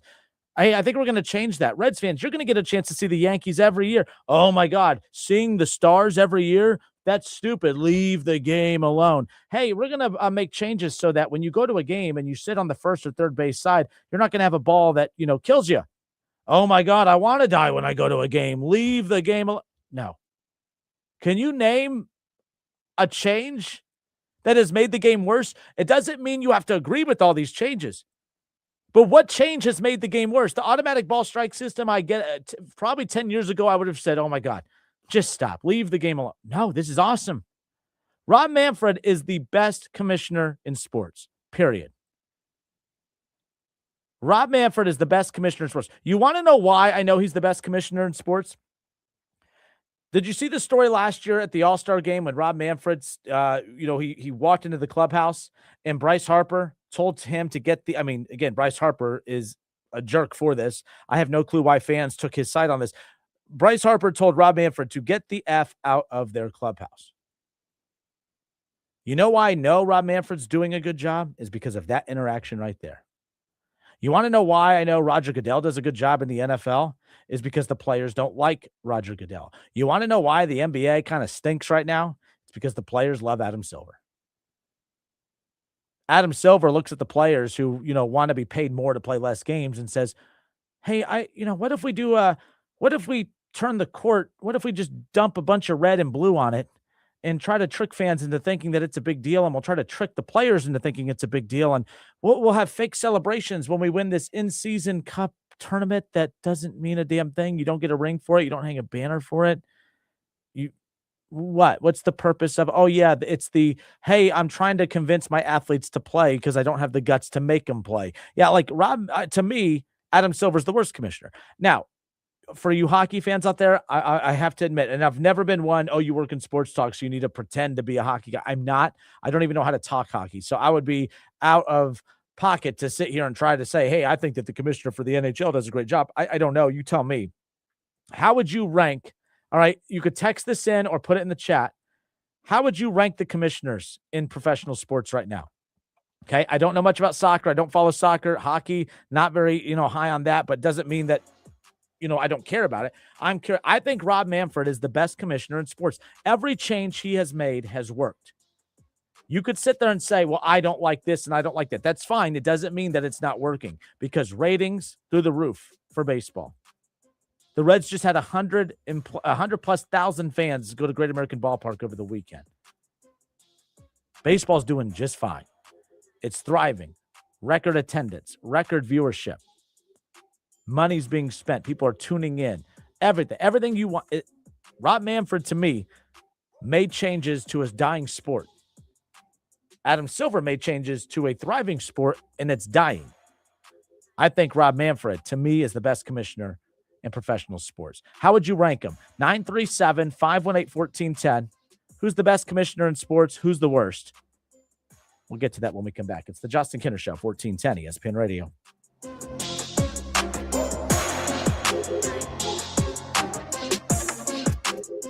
And now, Public Education Matters with Ohio Education Association President Jeff Wensing. Public education matters, and attendance matters. Students who show up nearly every day to school can learn, grow, and thrive. But if they're not there, they miss important learning opportunities and can easily end up behind. Families must make their children's school attendance a priority, and educators must be strong partners to support that goal. Public Education Matters, brought to you by the Ohio Education Association. Gem City Water, we're a local veteran-owned company that offers affordable reverse osmosis systems and installs them for free. Get pure, great-tasting water right from your own town. Visit gemcitywater.com for more info. I think one of the things that patients don't realize is that when they get a joint replacement, that's not a lifetime treatment option. And they're probably, if they are a younger patient, signing up for multiple surgeries down the road. As a physician and medical director for QC Kinetics, Dr. Caravelli's seen a pattern of trending joint pain. Prolonged medication, steroids, then surgery, possibly another surgery. So a lot of our patients are trying to avoid or put off surgery, and this is the treatment that can help them do that. QC Kinetics extracts your body's healing substances, concentrates them back into your aching joints to help heal and restore those areas, providing lasting relief. Oh, I love being able to tell my patients, before we do this surgery, let's try another option. Let's see if this is right for you, because now they might not have to have surgery at all. Call today for your free consultation. Call QC Kinetics, 937-936-0325. That's 937-936-0325. 937-936-0325. Cordell Transportation is looking for more weekend warriors. If you have a Class A CDL and would like to make some extra money casually driving weekend daytime routes, then Cordell Transportation is looking for you. Home daily, all loads round trip, no touch freight, and competitive pay. Full-time routes could become available if you're interested. Drive weekends at Cordell Transportation. Apply at CordellTransportation.com or call Ron at 937-277-7271. Cordell Transportation, driven to succeed. Let the good times roll. Polking Bowling Centers are your connection for family fun or a great time out with friends. Join us this summer for fun adult, youth, mixed, or travel leagues. Polking Bowling Centers have a program just for you. All full Summer League bowlers get a VIB pass and a chance to win cash and prizes. Ask about our Summer Pass where you can bowl for $1 a game. Limited days and times. And don't forget to ask about Kids Bowl free. Let the good times roll at Polking Lanes, Dayton, Polking Woodman Lanes, Kettering, and Polking Lanes South in Centerville. Trying to keep up with today's fast-changing digital landscape? With more ways to consume content than ever before, it is getting harder to reach your customers. You need more than just a presence. You need the experts at Conrex Digital. We craft websites that convert. We curate engaging content on social and blog channels. We generate quality leads through Google and Meta. We dominate your competition on streaming TV. Bold marketing, real results. Conrex Digital makes it happen. Visit conrexdigital.com. That's conrexdigital.com. And the 0-2 pitch to Suarez.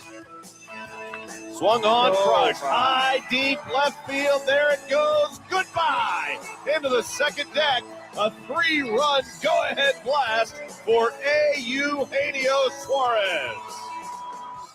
Well, Eugenio Suarez was brought to Cincinnati to do, well, exactly that. Of course, that go-ahead home run gives the Reds their second win of the season. They take 2 of 3 from the Red Sox over the weekend. And after being shut out on opening day, things did not look promising to win that series. But to not just take the next 2 games against the Red Sox, but to win back-to-back one-run games, I think that speaks volumes about a team that lost a lot of one-run games a season ago. But yeah, I thought that was an interesting series because I think that's exactly everything we saw in that series, I think is what we're going to see a lot of from the Reds. I hope we see a lot more winning, one-run games like we saw in this opening series, but I think they're going to be in a lot of close games. That pitching is going to keep them in every game. And I think they're going to do just enough. Like last year, they didn't do enough offensively to really take advantage of games. Like they won enough down the stretch, but remember they played a lot of bad teams as well. Like and the Mets they had an epic collapse. The Mets aren't going to have an epic collapse unless they have back-to-back years of just epic, injuries and this, that, and the other. Like last year, the Reds lucked out with a lot of things that went wrong for teams that were competing with them for that final spot. You can't count on that again. So the Reds have to go out and take it this year. And I think that's one reason why they pulled the trigger on the Eugenio Suarez but the signing in the offseason. And we've already seen it pay off. I think that the Reds, that was a fun series over the weekend. Yes, it was the Red Sox. I'm curious what the attendance figure, that number is going to look like tonight. Obviously Monday night game. What will that look like? We'll find out coming up later. But Reds and Pirates coming up later on tonight. Chase Burns going to be on the mound. And then Braxton Ashcraft for the Pirates will take the mound. I was really hoping that it was going to line up to see Paul Skeens take the mound against Chase Burns. But Braxton Ashcraft, Reds favored tonight for you sports betting junkies out there. DraftKings has the Reds favored. 2-1 Reds, 1-2 Pirates. A divisional series gets underway tonight at Great American Ballpark, and we'll have that for you right here on 1410 ESPN Radio. For those watching live, here's the lineup for tonight. The Reds, again, TJ Frieda will lead things off in center field and bat first. Batting second and at second base is Matt McClain, who, again, 4 for 10 to start the season. He was hot in spring, and he had a very good opening series against the Red Sox. Batting third and at shortstop, Ellie De La Cruz. At first base, the rookie batting cleanup, Sal Stewart, who was phenomenal. I mean, just a 7 of 10 over the weekend. I mean, just talk about efficient. Home runs, scoring runs, knocking the ball to the ballpark, driving in runs, drawing walks. I mean, he did everything you can ask for. He'll bat in the cleanup spot tonight. Eugenio Suarez, the designated hitter, will bat fifth. Batting sixth and in left field will be Spencer Steer. Will Benson will get the start in right field and bat seventh. Batting eighth and behind the plate tonight is Tyler Stevenson. And batting ninth and at third base, Ke'Bryan Hayes with Chase Burns on the mound. So there you go. Reds Pirates coming up later on tonight. It is 4:42 here in the Miami Valley, and we were just talking about, in the previous part of the show, I thought that it was interesting over the weekend. The ABS, I knew the ABS was going to be rolled out, and it was talked a lot about during spring training. I just didn't really mentally grasp onto it. until opening day. There was so many, challenges on opening day, and the Reds won a lot of those, and the fans, erupted when, they won those challenges. And someone said, well, Justin, you only seem to like it now, but what happens if the Reds don't win those challenges? I'm looking at it from a different angle of anytime you can implement a change that gets fans involved, and I know they're not involved in the decision, but they're involved in the reaction. And guess what happens? Those fans who attended games go back to work and they tell, man, it was awesome at the game. They had that stupid challenge and man, the place went nuts. And there's touch points throughout games. Baseball doesn't have as many touch points during games. Basketball is a game of runs. Football, there's touchdowns, there's big hits, there's controversial calls, there's everything, right? Basketball, there's bad calls, there's good calls, there's big threes, there's dunks, there's steals, there's a lot of touch points with the crowd. Baseball doesn't have that. In fact, what's interesting, a bad game has more touch points with the crowd than a good game. And what I mean by touch points are anytime a game draws a reaction from your crowd, that is a touch point. Good or bad, I think that's a good thing. But if Ashcraft, the Pirates Ashcraft, not Graham Ashcraft, but if Ashcraft and Chase Burns have a pitcher's duel tonight, there's not going to be a lot of touch points because there's going to be a lot of outs. You might golf clap when your team gets the out, unless there's a no-hitter, then it'll kind of pick up. But if there's not a lot of hits and there's not a lot of home runs and there's not a lot of runs scored, not a lot of touch points. So anytime you can make a change that adds a touch point with your audience, which I think this is, I think that's a good thing. Anything that you could add to your sport to create memorable moments, tangible things to take away, to tweet about, to share with your friends. Remember that game 2 months ago when Eugenio Suarez tapped his helmet back-to-back pitches and won both challenges, pissed off the umpire, and the crowd loved it. We'll talk about that at bat for a while. I think that's a win for baseball. And I don't think that was the true intentions of Major League Baseball when adding the ABS. I think it was strictly about trying to, get more calls right. And I think they wanted to try to meet some fans halfway in the middle because I understand, I do look at it from some of yours angle when you guys say, well, if ABS can guarantee you 100% of the time the correct call, why would you not just go full ABS? That's why I like Rob Manfred, because Rob Manfred could pull the trigger on that. And maybe it one day will go to that direction. But I think that would be too big of a drastic change to go full ABS. So you appease your traditional crowd by not taking it completely away. You still have the human element involved with the umpires, but you also appease the more analytical, more digital age crowd, that has kind of more, more welcoming to technology, this, that, and the other, and you still give them the ABS challenge system. And I think this is the more entertaining way. You could not have it. I'm not a fan of that. You could have it completely. Not a fan of that either. I think this is the perfect way. It provides more touch points throughout games, as I mentioned. It does increase the likelihood of high leverage calls that are wrong to be reversed and be righted. I think it's a win across the board. I think it's a win-win for everybody. Not everyone's going to love it, but not everyone's going to hate it. And I think that's the sweet spot because you're never, I work in radio. I've never had a take that everybody fully agrees with. I've never had a take, a lot of people might hate some of my takes, but I've never had a take that everyone has 100% hated. And I've never had a take that everybody has 100% agreed with. But you got to try to find the sweet spot. Now I'll let you know the day that I try to find the sweet spot. I just go with whatever I'm feeling. But Rob Manfred's different. He has to make business decisions that are going to appease as many of his clientele as possible. And I think that's what he's done. I'm a big Rob Manfred fan. That wasn't always the case. I think a lot of people had they didn't have a good feel for him, especially because of COVID. Every commissioner had to make tough decisions during COVID. And, when you don't have a season and you're putting cardboard cutouts in the stands and there was no right way to handle that season. Right. I think a lot of people were out on him then. I think people were out on him before. But when you think about how bad baseball was 10 years ago, and it was, I've always said I knew baseball was in trouble because the only time people talked about baseball is when there was a cheating scandal. And to be honest, I think baseball welcomed cheating scandals because it was the only time that they were relevant. The NBA was more popular. The NFL is king. College athletics, everything. Baseball was so far down the totem pole of sports talking points. In fact, if you guys want to know, that was one of the things that led to the relationship issue between Major League Baseball and ESPN is because baseball just wasn't a major talking point. sports talk grew. Like when you think back 20, 30 years, like when sports talk really took off, baseball was the number one sport when it came to sports talk radio. That was the driving force of sports talk radio. You wanted to not piss people off, but you wanted to get a reaction from people, talk baseball. Because baseball was more like there was more of an emotional appeal 20, 30 years ago.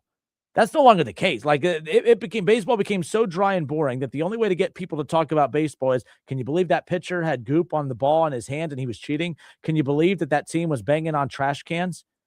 Can you believe that guy that his head was the size of a cantaloupe one week and then it was the size of a watermelon the next week? Can you believe that guy cheated and injected himself with steroids to hit the ball to the ball? Cheating, scandal, scandal, scandal. That's the only way baseball was relevant. That's how I knew baseball was dead. When the only way you can make headlines is if something bad happened. That's no longer the case anymore. There are highlight plays, superstar players, storylines across baseball that are at the top of the ticker on all major sports talk platforms out there. Baseball matters again. And a lot of that has to do with Rob Manfred and the changes that he has initiated in the sport. I didn't like the ghost runner on second change. I thought that the pitch clock was stupid. Years ago, when we were talking about the pitch clock being added to speed the game up, I thought it was silly. I was like, I don't think pace of play is a problem. I said that the product on the field is the problem. My take, a few years ago was, if I go to a movie that's if I look up, hey man, I really want to see this movie, man, it's 3 hours long. I can't wait to go watch this 3-hour movie.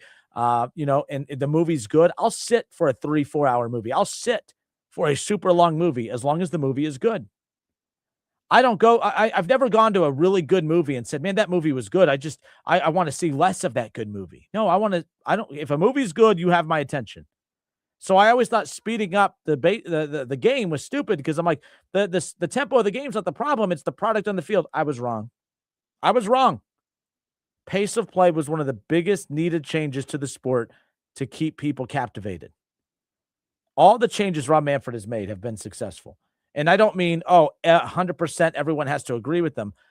But if you're going to make a change, the ROI needs to be there. And every change that Rob Manfred has made, there's been no negative. There's been no bad ROI. The sport is more popular than it was 10 years ago.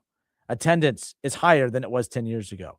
Ratings are higher than they were 10 years ago. Revenue higher than it was 10 years ago. Oh, but the Dodgers. I get it. It's a problem.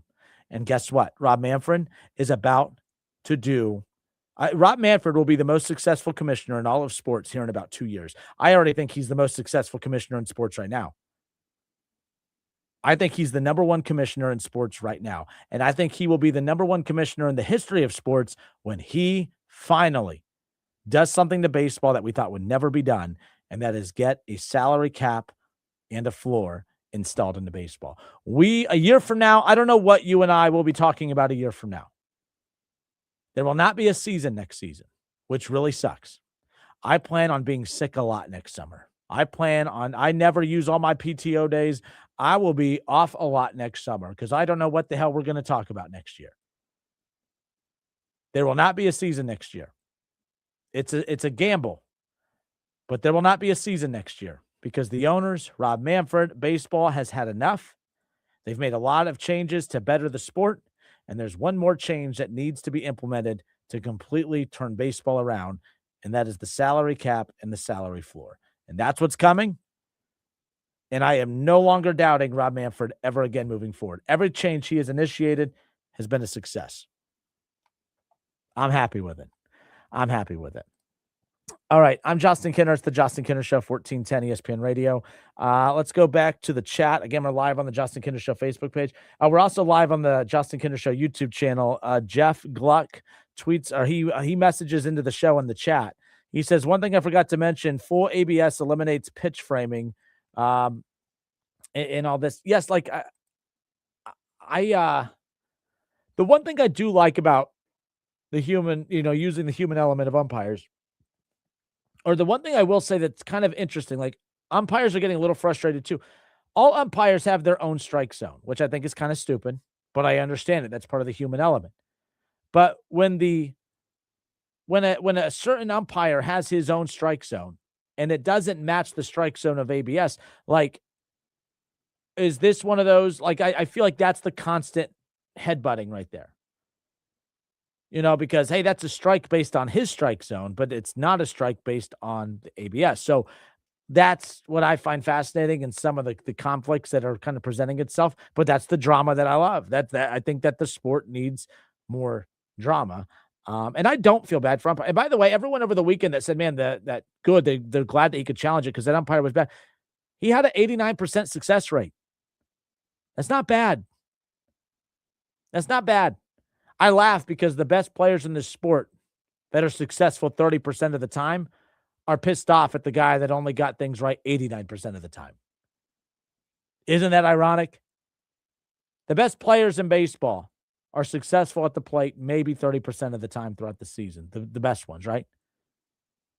The umpire that was so bad over the weekend had an 89% success grade card. And we're mad at that guy. The guys that are only successful 30% of the time are pissed off at the guy that's successful 89% of the time. You see the irony in that? I'm not even bearing the umpires. It sucks for them, but like I love that internal struggle that now exists.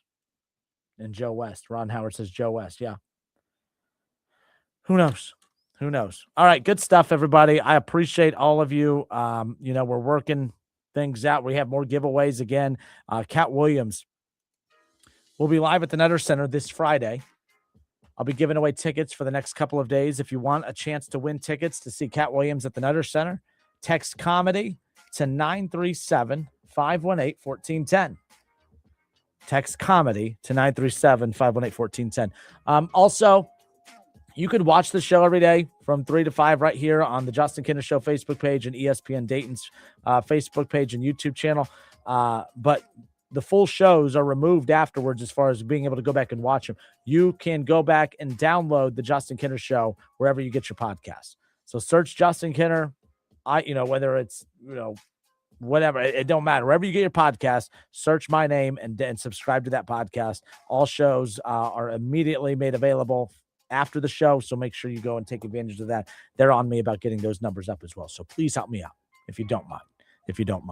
That wraps it up for us. Have a great rest of your night. We have Reds baseball coming up 6:10. Pregame coverage begins with the 6:40 first pitch. Chase Burns will be on the mound for his first start of the season. That wraps it up for us tonight. Until tomorrow, this has been the Justin Kinner Show, Dayton's ESPN Radio, 1410 Wing AM.